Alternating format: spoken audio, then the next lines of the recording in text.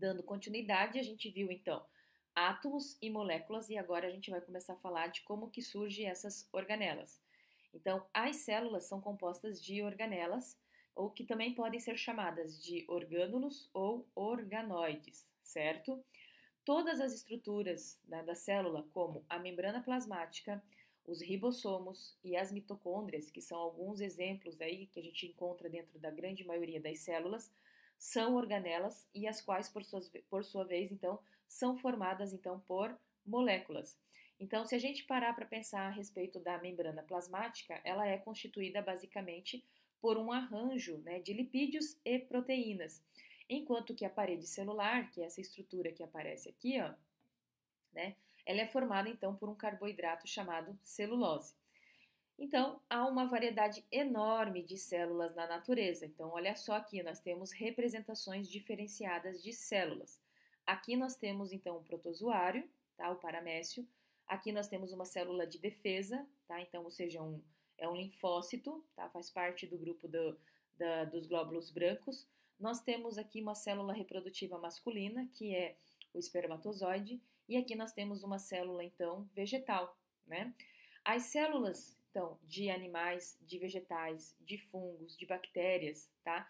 Embora formadas por estruturas básicas, ou seja, iguais, elas vão apresentar diferenças que vão caracterizá-las, né? Que vão ser evidentes. Então, olha lá, quase todas elas têm parede celular, que é essa estrutura aqui, ó, com exceção das células animais e dos protozoários, ou seja, uma célula animal como o espermatozoide e o protozoário não vão ter então parede celular, né?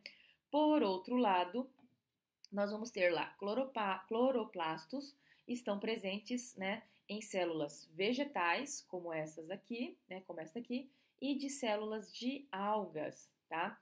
Agora, as bactérias não têm várias organelas presentes, tá? Como a gente tem aqui. As organelas, por exemplo, não vão ter um núcleo, elas não vão ter mitocôndrias e assim por diante. São estruturas mais simples, né? E aí, um único organismo ele pode apresentar, né, vários tipos de células. Então, aqui, ó, nós temos duas células diferentes que nós encontramos nos seres humanos, uma célula de defesa e uma célula reprodutiva, tá? Então, os seres humanos apresentam células, né? Além dessas aqui, nós vamos encontrar células nervosas, células sanguíneas, células ósseas e assim por diante, né? Vamos lá então. E aí, se a gente observar essa imagem agora, tá? Nós temos os níveis de organização de uma célula. E ele pode ser visto, né, da estrutura micro, tá? Desculpa, pode ser visto de uma estrutura micro para uma estrutura macro ou de uma estrutura macro para uma estrutura micro. Mas como a gente vem vendo os níveis de organização no sentido do menor para o maior, nós vamos olhar aqui neste sentido. Então, olha lá, quando a gente vai falar de núcleo, nós temos que dentro do núcleo nós vamos ter, então, nucleotídeos, tá? Ou seja, são moléculas menores que unidas formam as macromoléculas. Nós temos aqui o nível 2 de macromoléculas, já o DNA, que vão se unir, né, vão constituir aí, na verdade, uma estrutura formada pela união de várias moléculas, que são os cromossomos, e aí nós vamos ter células e organelas, perfeito? Olhando aqui, ó, se a gente for ver a parede celular, né, ela é constituída, então, por ah, aminoácidos, e esses aminoácidos formam proteínas. Então, nós temos o lado das proteínas.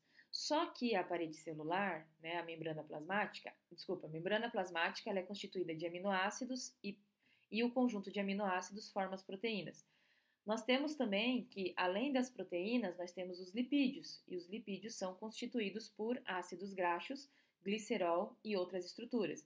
Então, lipídios e proteínas formam a membrana plasmática, que aí elas vão constituir células e organelas. E a parede celular, agora nós temos açúcares, tá?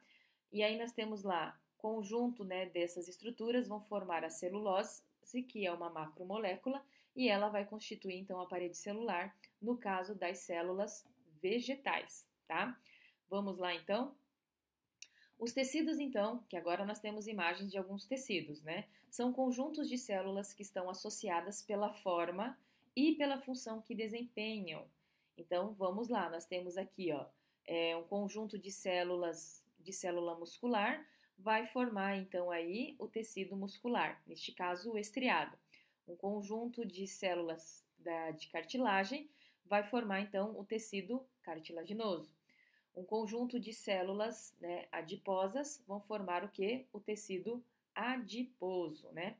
Então, assim, a gente pode entender que um osso, que é um órgão, ele é formado pelo tecido ósseo, que por sua vez, então, é constituído por muitas células ósseas, né? Já o sangue é um tecido que ele tem uma certa especificidade, porque ele é um tecido líquido, né? Ele é formado por diferentes tipos de célula, com formas e funções distintas, na qual as células não estão unidas entre si, como nos tecidos, nos demais tecidos, tá? No caso do tecido sanguíneo, nós vamos ter lá hemácias, nós vamos ter plaquetas, nós vamos ter os leucócitos, que ficam, né, células que ficam, então, né, se movimentando dentro de uma parte líquida, que é o plasma, constituído aí por grande quantidade, né, de água, tá? É claro que ele vai ter outras estruturas dentro. E aí nós temos, então, a área da biologia, né, que estuda as células e as organelas, é a citologia. Então, a citologia é responsável pelo estudo de células e organelas. Já a histologia é a área da biologia que estuda, então, os tecidos. Em ambos os casos, tá, nós vamos precisar do apoio de um microscópio, que é uma ferramenta fundamental para a gente poder visualizar essas estruturas que são pequenas, que a gente não consegue ver aí, então, a olho nu.